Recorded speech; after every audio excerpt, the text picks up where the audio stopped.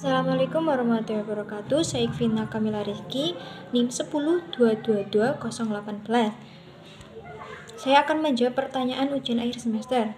Bagaimana cara menganalisis perbuatan seorang menggunakan ilmu hukum pidana material dengan baik sesuai syarat dan konsekuensi atas perbuatannya sehingga dapat mematuhi aturan yang berlaku di Indonesia.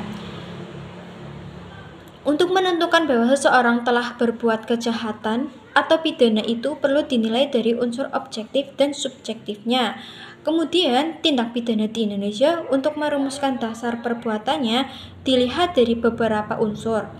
Yang pertama ada asas legalitas, tidak ada perbuatan yang dilarang atau diancam hukuman jika tidak ada aturan yang mengaturnya. Kemudian rumusan undang-undang dilihat dari tingkah laku dan kesalahannya atau perbuatan hukum. Kesalahan melawan ini dapat dilihat dari kesenjangan atau kelalaian. Pertanggungjawaban pidana, apakah si pelaku dapat mempertanggungjawabkan atau tidak. Kemudian ada kausalitas sebab akibat, di mana dari perbuatannya menyebabkan adanya akibat yang tidak diinginkan oleh undang-undang. Unsur tindak pidana ini ada perbuatan jika perbuatannya melawan hukum berarti berkaitan dengan asas legalitas. Selanjutnya ini adanya pidana dan pemidanaan dalam hukum pidana. Seseorang dapat dipidana apabila memenuhi syarat-syarat yang harus ada tindak pidananya, kesalahannya, serta tujuannya pidana ini dapat dijatuhi hukuman pidana secara teoritis. Seseorang dapat dipidana apabila memenuhi beberapa unsur syarat dan dari pemidananya dapat dipidana perbuatannya, apakah perbuatannya ini diatur dalam undang-undang. Kemudian dapat dipidana orangnya, apakah si pelaku ini mampu bertanggung jawab atau tidak.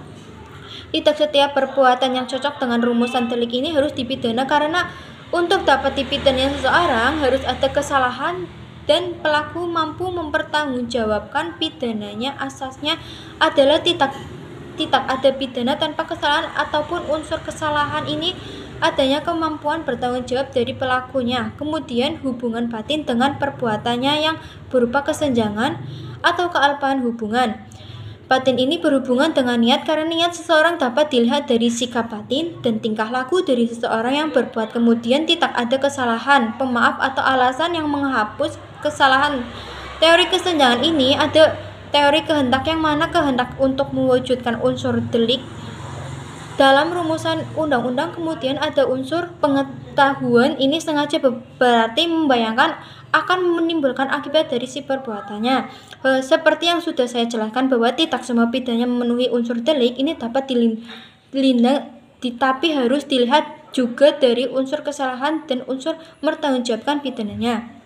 Nah, dalam mempertanggungjawabkan pidana ini pada pasal 44 KUHP, yaitu barang siapa melakukan perbuatan yang tidak dapat dipertanggungjawabkan kepadanya disebabkan karena jiwanya cacat dalam tubuhnya atau terganggu karena penyakit, ini tidak dipidana.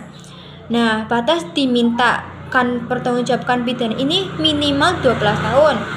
Apabila pelaku ini tidak mempertanggungjawab, ada beberapa metode yang digunakan, yaitu metode biologis, tes psikiater, psikologis menunjukkan hubungan antara keadaan jiwa yang abnormal dengan perbuatannya. Metode mementingkan akibat jiwanya. Yang ketiga ada psikologis biologis, metode campuran. Metode ini merhatikan keadaan dari jiwanya. Kematian jiwa ini dipernilai atau dinyatakan tidak mampu mempertanggungjawabkan atas perbuatannya. Yang kedua, bagaimana harapan Anda mengenai hukum pidana material di Indonesia pada masa yang akan mendatang? Dengan harapanku adalah agar hukum pidana material di Indonesia terus berkembang dan mengikuti perkembangan zaman. Saya berharap ada peningkatan dalam efektif hukum, keadilan, dan perlindungan hak asasi manusia. Selain itu, penting juga untuk memastikan bahwa hukum pidana material di Indonesia memberikan perlindungan yang memadai bagi masyarakat dan mampu mencegah serta menangani tindak kejahatan dengan tegas. Semoga di masa yang akan datang, hukum pidana material di Indonesia dapat berkembang dan memberikan keadilan bagi semua pihak. Terima kasih.